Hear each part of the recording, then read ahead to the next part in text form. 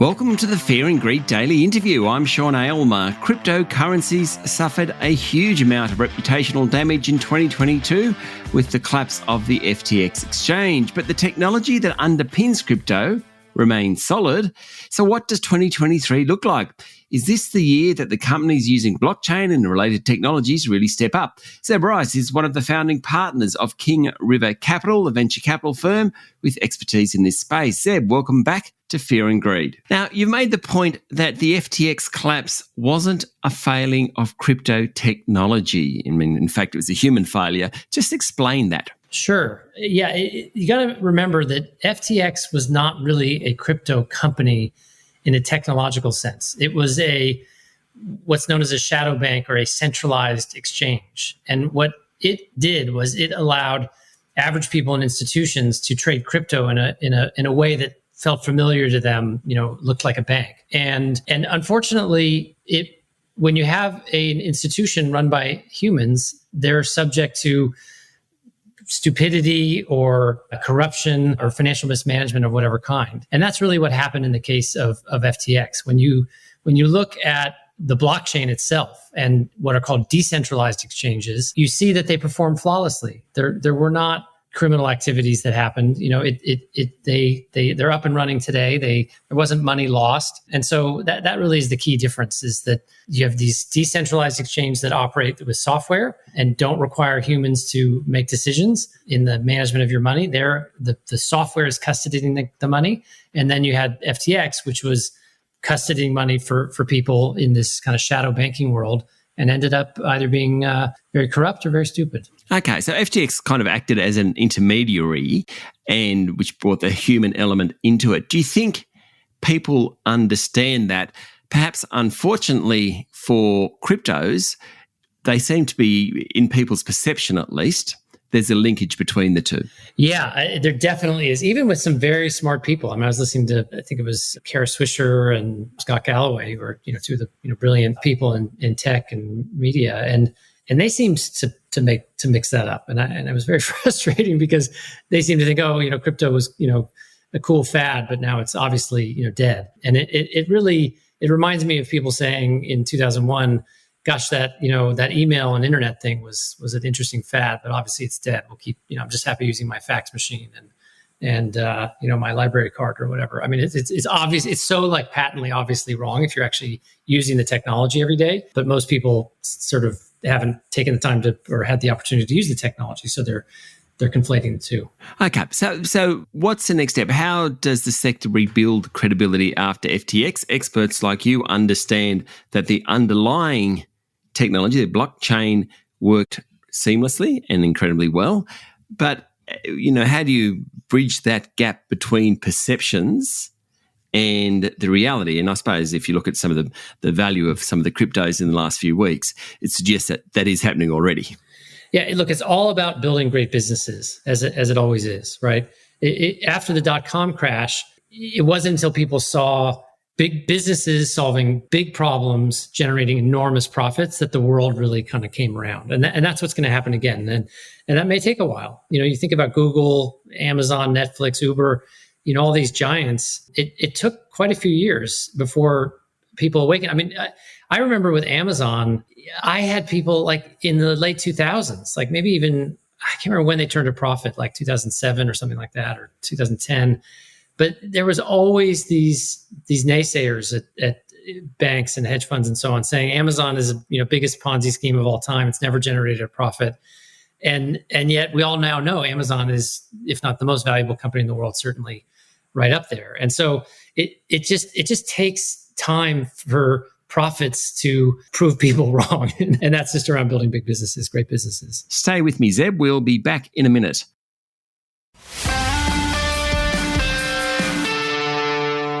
My guest this morning is co-founder of King River Capital, Zeb Rice. King River Capital is an organisation you're always looking to invest in the future, including startups and beyond.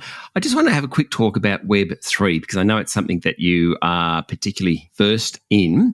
Let's start with some definitions. What is Web3? Well, in order to understand Web3, let me just briefly remind people what Web 1 and Web 2 are. So Web 1 was read. Like the internet happened in the 90s and people went, wow, we can read a newspaper online. We can, Netflix was much later, but we can watch, content online. We can, people can have newsletters or whatever and put them out.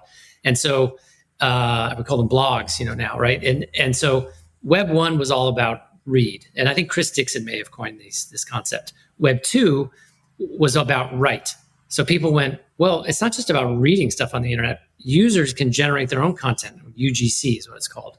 So we're all familiar with, the Facebooks and the TikToks and the YouTubes and the Instagrams and so on and so forth. And that was kind of this big revolution that caused this next wave of innovation. And that was called Web 2. So read, write, and what the innovation in Web 3 was, and what Web 3 really unlocks for us, and this hasn't yet been fully realized, is value.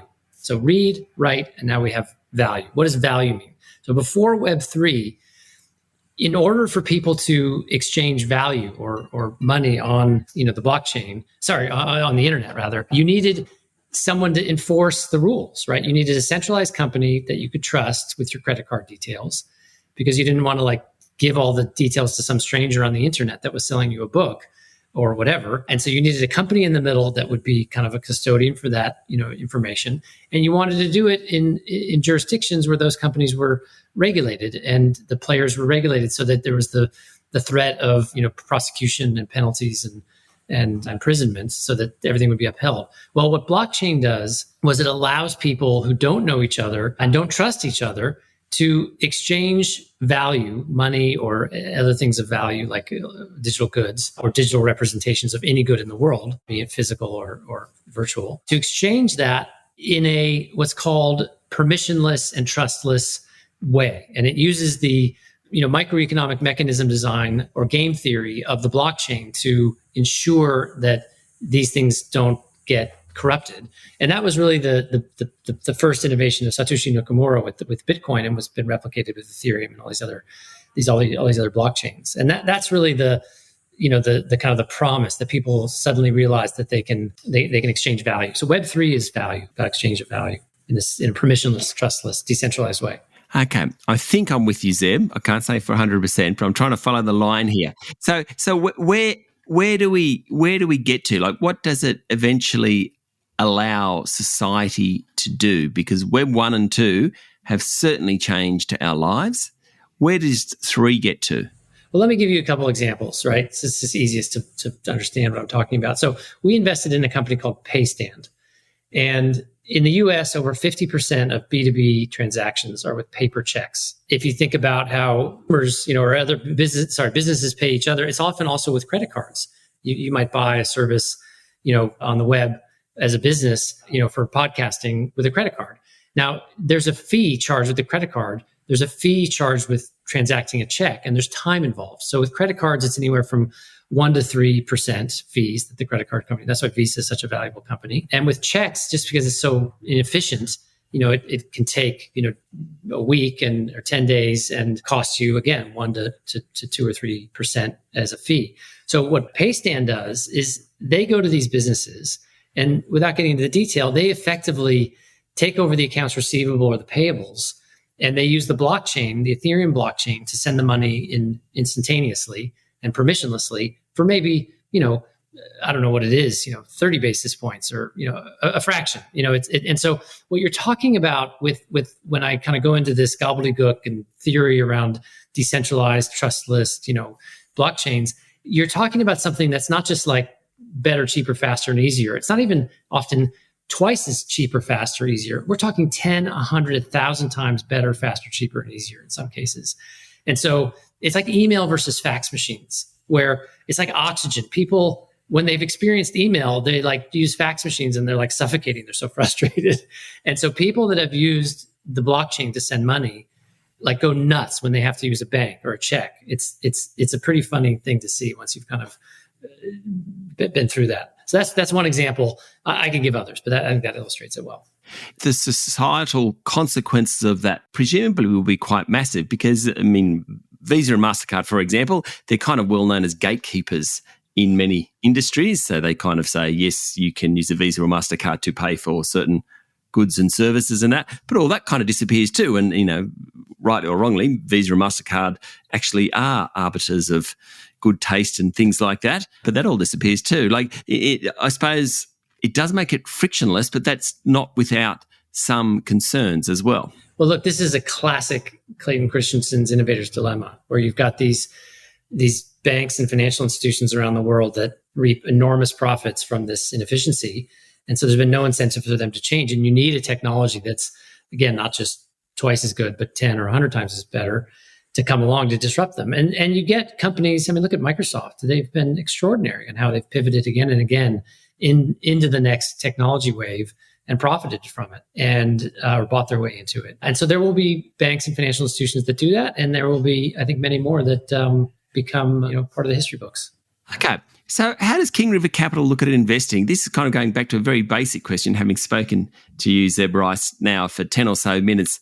And we've done this before when we've spoken, you kind of put my mind in places that I've never even thought about, literally. How do you go about assessing something that you want to invest people's money into? Well, on the crypto side, it's really difficult. It's such a wild west out there. You kind of have to understand that there are just higher risks, but much higher potential returns. And so normally we invest in software and AI companies in our kind of core funds. We have a crypto fund as well, but we understand in the crypto fund and our investors, we've been very clear with them that it is higher risk, but we expect from ourselves a higher return. So how do you go about it? It's all the normal things we do. We look at the opportunity, the pain point, the teams, the technology, the competitive advantage, so on and so forth. But it's just with a higher degree of skepticism and a higher expectation of return, frankly. So that's I don't know. I could go on for a long time answering that question, but that's the short answer. Yeah, no. I get that. Let's finish up Immutable. I know you're an investor in Immutable, the NFT platform. That must have been a pretty good investment. Yeah, well, so far so good. Their business is booming. What's interesting is about that company is it's just a very well-run company. It's a classic example. We met crypto founders back when we were looking at Immutable, and they were total cowboys and cavalier and didn't care about regulation. And we avoided those, fortunately. But the founders of Immutable were serious people. They were serial entrepreneurs. They built businesses before. They'd made mistakes, and they had a kind of a prudence about them, even though they were incredibly ambitious. And so that to me is I think part of the reason they're doing so well is they've just got such great people there. But look, the business, as I said, is booming. I think last quarter they signed more new game partners than the entire history of the company, in 4 years or whatever it's been combined. They flipped Polygon as the leading, I think they're now in the top 3 after right up there with Ethereum and Solana in terms of NFT volumes. You can go to cryptoslam.io and check out where they are in the leaderboard. And we think they'll flip Solana. It's just going from strength to strength. Zeb, thank you for talking to Fear and Greed. You're welcome. That was Zeb Rice, co-founder of King River Capital. This is the Fear and Greed Daily Interview. Remember, this is general information only, and you should seek professional advice before making investment decisions. Join us every morning for the full episode of Fear and Greed, Australia's most popular business podcast. I'm Sean Aylmer. Enjoy your day.